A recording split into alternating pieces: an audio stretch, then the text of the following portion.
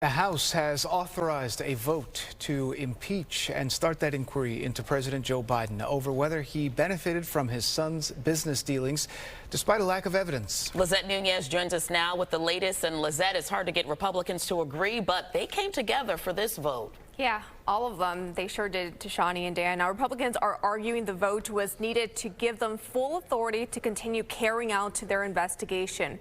We're also getting reaction from President Biden. He called the matter a, quote, baseless political stunt, which he went on to say is not supported by facts. The yeas are 221 and the nays are 212. The resolution is adopted. The House voting to open an impeachment inquiry into President Biden. The vote split along party lines.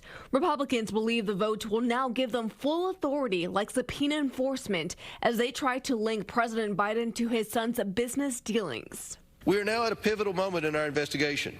We will soon depose and interview several members of the Biden family and their associates about these influence peddling schemes. But so far, Republicans have found no evidence of wrongdoing by President Biden, something that senior Republicans have pointed out. I have no evidence of it, and I'm going to just follow the facts where they are, and the facts haven't taken me to that point where I can say that the president's guilty of anything. Yesterday, Hunter Biden skipped a closed-door deposition as he was subpoenaed to do, wary of Republicans potentially distorting his testimony.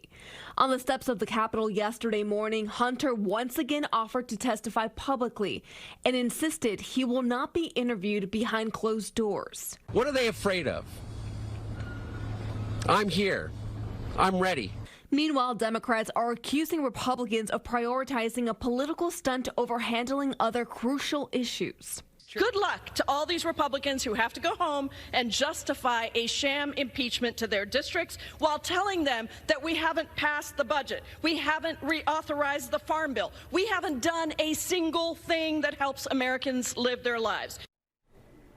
Representative Jim Jordan, the chairman of the Judiciary Committee, has threatened to hold Hunter in contempt of Congress if he did not comply with demands for private testimony. Dan?